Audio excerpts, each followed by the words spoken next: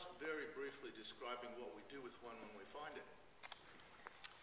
First of all, it's change that creates opportunities. In the absence of change, most of the businesses that already exist are going to do just fine. They're going to have proven products and services. They're going to have operations that they've worked the kinks out of. They're going to have loyal customers.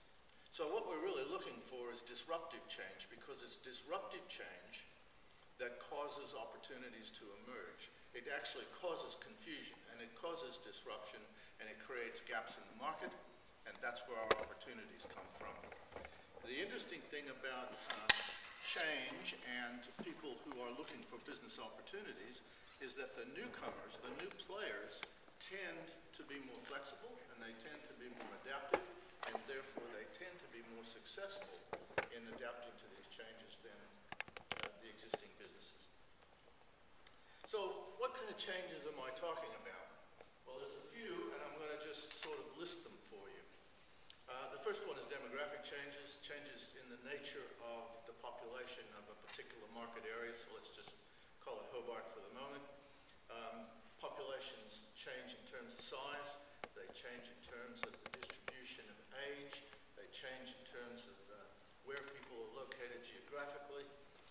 There are changes related to what people are doing for a living or whether they're employed at all. Race and ethnicity create a great deal of change, particularly in Australia, because it affects food, it affects fashion, it affects all sorts of things. And so demographic change is about people, and when we can look at the changes that are occurring in the population, we can see new business opportunities emerging. Of course, one of the best examples right now is probably my generation, the baby boomers. We're starting to dominate in terms of numbers, and we are a huge market for new kinds of businesses, particularly in services, healthcare, holidays. Did you know that my generation's got 48% of the discretionary spending power in Australia?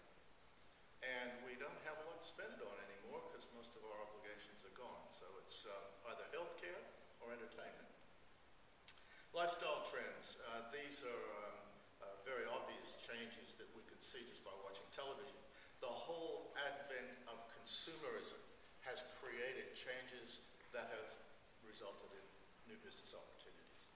Time compression. This is the problem of not having enough time, and so all of a sudden we've got dog walkers, we've got window washers, we've got all kinds of new business opportunities because people would rather pay for that kind of thing and use their time for something else.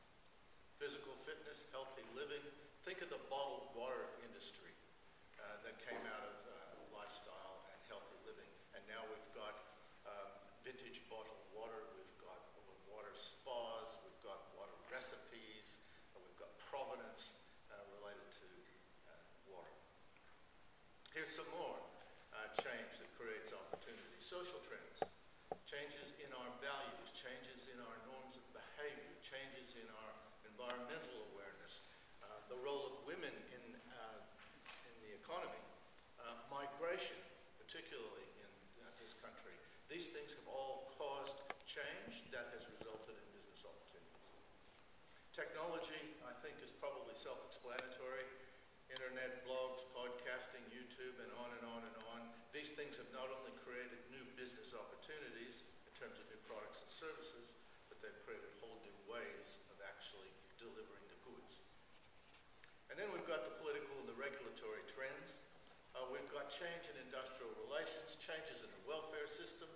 We've got more regulation in some areas, less regulation in other areas, all kinds of stuff related to superannuation. We've got changes in the politics of telecommunications, water, aged care, and it goes on and on and on. Every time the government makes a new rule, they create a new business opportunity. What else have we got? Well, we've got changes in economic trends. We've all seen the global financial crisis. It sort of came and went in a hurry.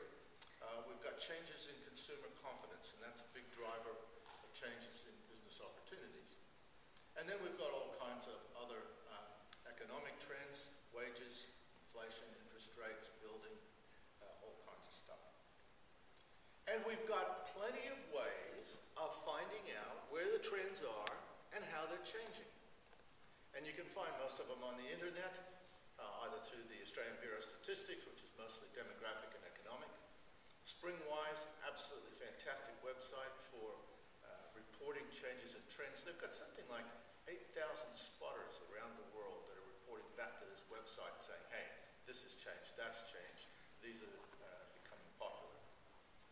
World Future Society, trendwatching.com, market research. IBIS World is very much an Australian site.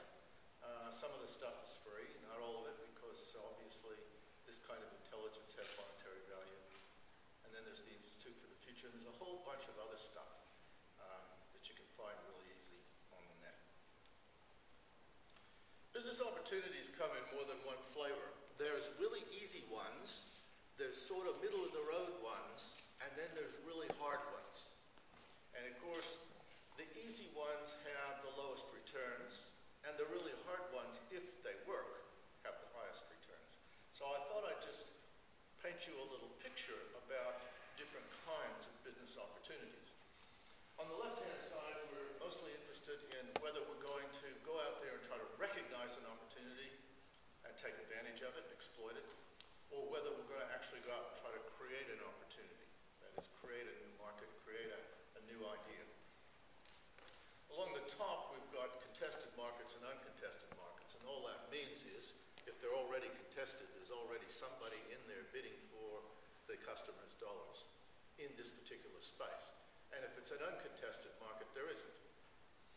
And that brings us down to basically four kinds of opportunities. Parallel opportunities are the easy ones. These say, right, I'm recognizing that there is an opportunity to do something that already exists, but I can recognize it in a place perhaps where it's underserviced. If I'm looking at a contested market and I'm going to try to create a new opportunity, then I'm looking at trying to create a new product or a new service. If I'm looking at an uncontested market and I'm